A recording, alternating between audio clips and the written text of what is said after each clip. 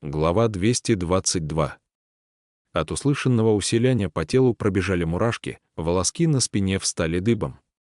Принц словно пережил то же, что и его наставник, когда среди ночи незаметно пробрался в комнату Цзюнь, уяснял с того маску. Судя по звукам, Цзюнь поднялся из-за стола и направился в его сторону.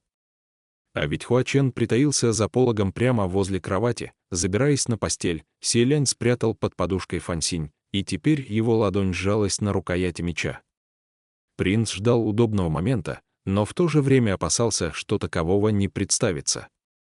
К его неожиданности Цзюнь не притронулся к пологу, а подошел прямо к его постели и сдернул одеяло. Селянь почувствовал холод, резко сел и уставился на Цзюнь, а тот, окинув принца взглядом, бесстрастно произнес: «Это одеяние тебе совсем не подходит».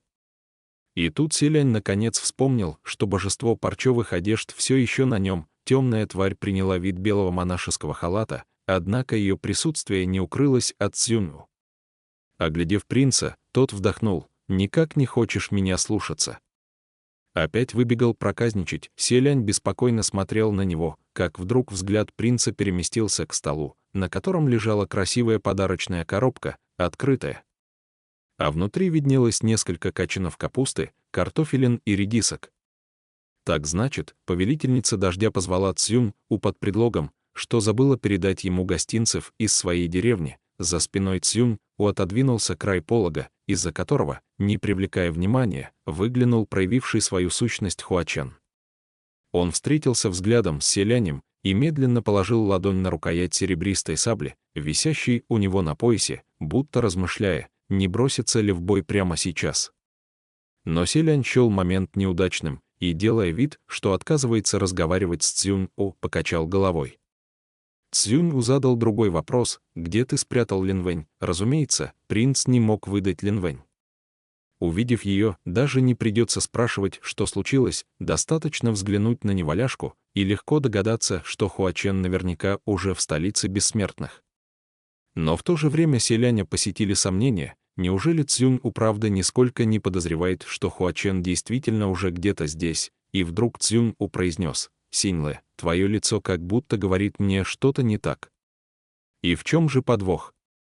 Неужели, кроме божества парчевых одежд, ты прячешь здесь кого-то еще? Но выражение лица селяня нисколько не изменилось.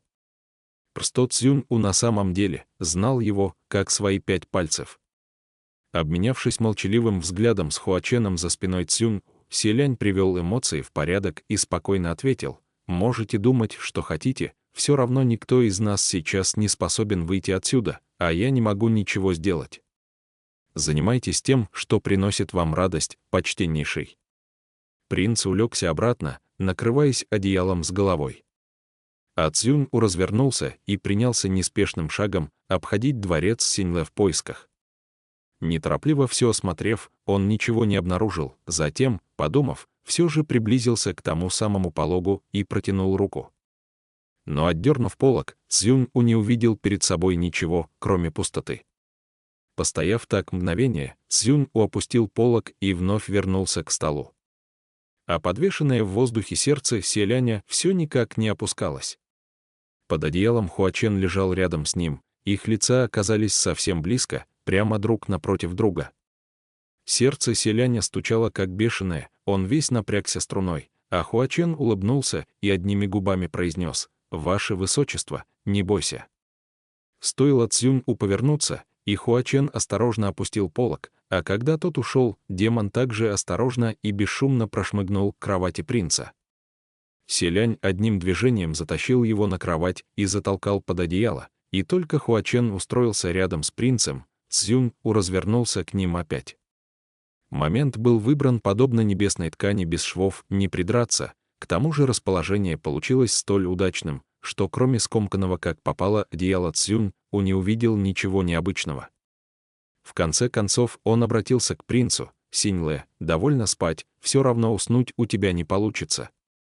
Поднимайся, идем со мной». Вообще-то селянь хотел бы так и лежать в постели, не вставая, но боялся, что Цзюнь снова подойдет и сдернет с него одеяло, так что пришлось неторопливо спуститься с кровати, оставив у подушки синего неваляшку из рукава.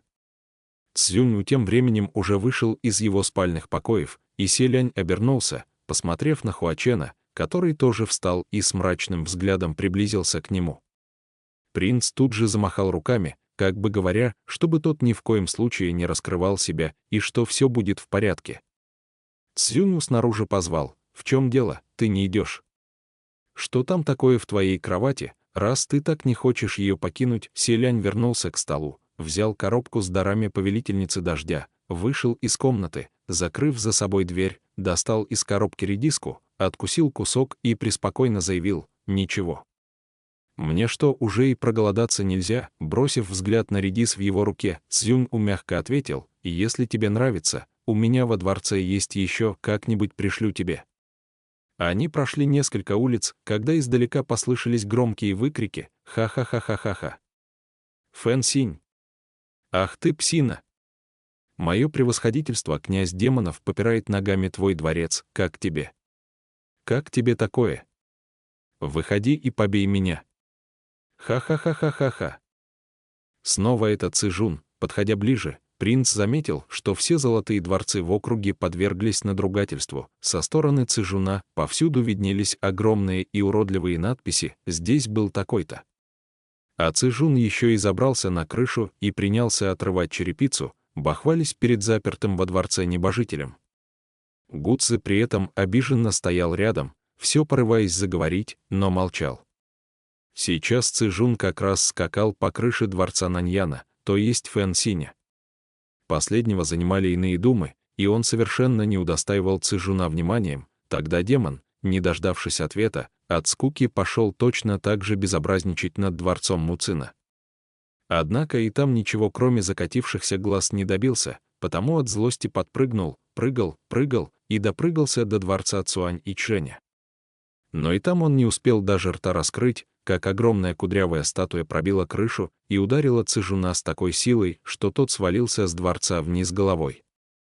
А оказывается, разгневанный Цуань и Чжэнь воспользовался собственной статуей как оружием и метнул ее в Цзюня. Гуцзы перепуганно выглянул с козырька крыши: «Отец! Ты в порядке?» Цзюнь в гневе завопил: «Цуань и Чжэнь, бесстыжий тупица! Как ты посмел использовать против меня столь подлый скрытый прием?»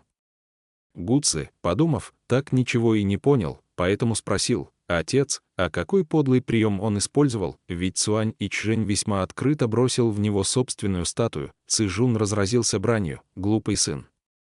Если он меня побил, неважно, какой прием использовал, любой прием считается подлым.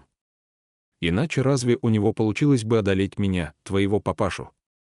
А протянул Гуцзы. Селянь невольно закрыл лицо рукой, ведь что ни говори, а Цзюнь приходился ему двоюродным братом.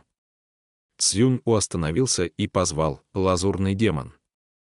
На лице Цзюня при звуках этого голоса мелькнул страх. Он поднялся и с опаской обернулся, судя по виду, явно боялся Цзюню. И, конечно же, оба они, отец и сын, заметили Селяня. «Мусорный дачжан ГГ!» — радостно вскрикнул Гуцзы. Цзюнь же злобно усмехнулся: «Ой! Кто это там?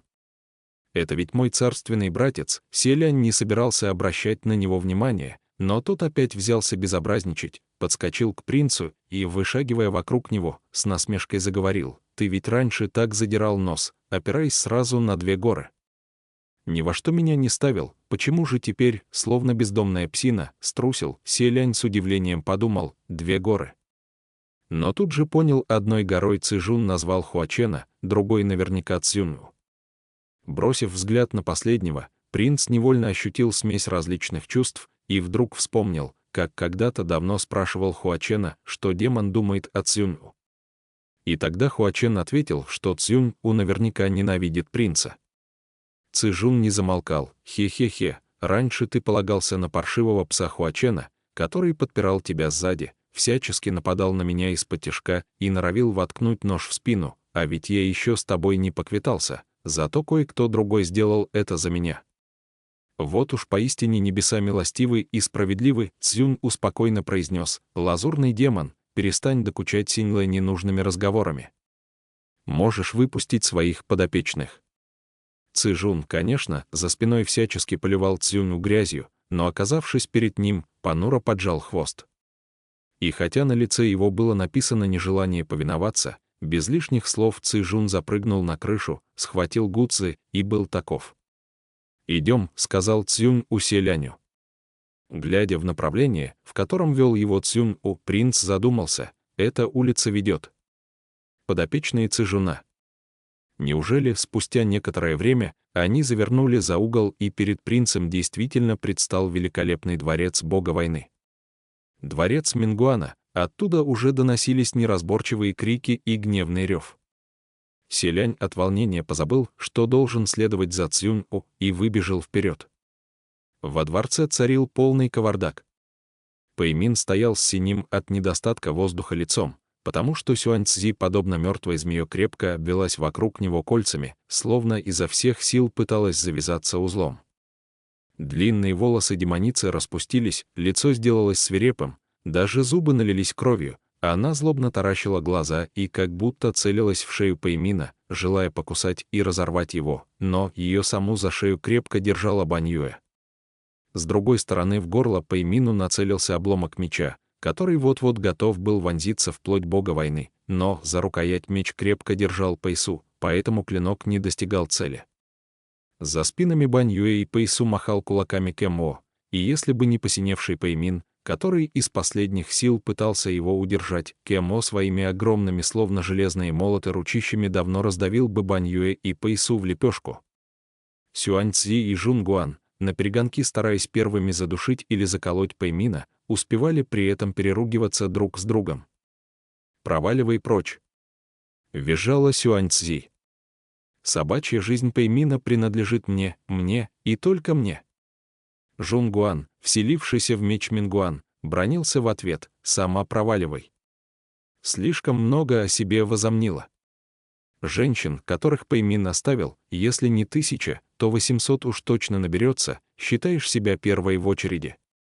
Тот, кто должен забрать собачью жизнь Пэймина, это я. На лбу виновника торжества вздулись синие вены. Вы двое оба больные, что ли? Проваливайте все разом. Селянь в душе искренне посочувствовал генералу Пэю. В некотором смысле тот теперь тоже стал пользоваться популярностью у злого рока. «Держитесь, генерал Пэй!» — воскликнул принц и бросился было на подмогу, но не сделал и шаг, когда на его плечо легла рука. Цзюнь-У за его спиной произнес: «Синьлэ, уж не подумал ли ты, что я привел тебя с собой, чтобы ты совершал добрые поступки?» Занятые собственными проблемами Пэймин и компания тоже заметили вошедших. «Генерал Хуа!» — обрадовалась Бань Юэ. Селянь, придавленный ладонью Цзюнь-У, вмиг потерял способность двигаться. «И зачем же вы, в таком случае, взяли меня с собой?» Цзюнь-У, не снимая руки с его плеча, подтолкнул принца вперед. Стоило владыке войти в зал, весь клубок божеств и демонов будто бы лишился сил, они повалились на пол, только некоторые еще пытались барахтаться. Мингуан позвал Цзюнь-У, Сюань-Цзи отпустила шею генерала Пэя, и цвет его лица вернулся к нормальному. С облегчением выдыхая, он заговорил: «Владыка, вот уж поистине премного вам благодарен». В его тоне не слышалось насмешки, но сама фраза все же прозвучала издевкой. Цзюнь-У, впрочем, не придал этому значения, лишь улыбнулся: «Не стоит благодарить меня так рано. Мингуан, я пришел, чтобы поручить тебе одно дело. Что спустись в мир людей, в императорскую столицу, и найди там круг из людей, взявшихся за руки». Вот и причина. Цзюнь-У продолжал спокойным тоном: «Разорви круг, и я восстановлю тебя в должности северного бога войны». Пэймин, бросив взгляд на селяня, неловко усмехнулся: «Но ведь тот круг сейчас охраняет сам собиратель цветов под кровавым дождем. Боюсь, мне не удастся разорвать его силой». Разумеется, грубая сила тут не поможет. Но ведь я и не говорил, что тебе непременно придется применять силу. Ведь именно Пэймину сломать магический круг не составит особого труда. Достаточно притвориться, что он пришел помочь, и Ши Цинцюань впустит его в круг по своей воле. Но оказавшись внутри, достаточно лишь без предупреждения выйти из круга, и все их старания пойдут прахом. Кроме того, Хуачен ведь сейчас вовсе не в столице, а значит, при всем желании не сможет спасти положение.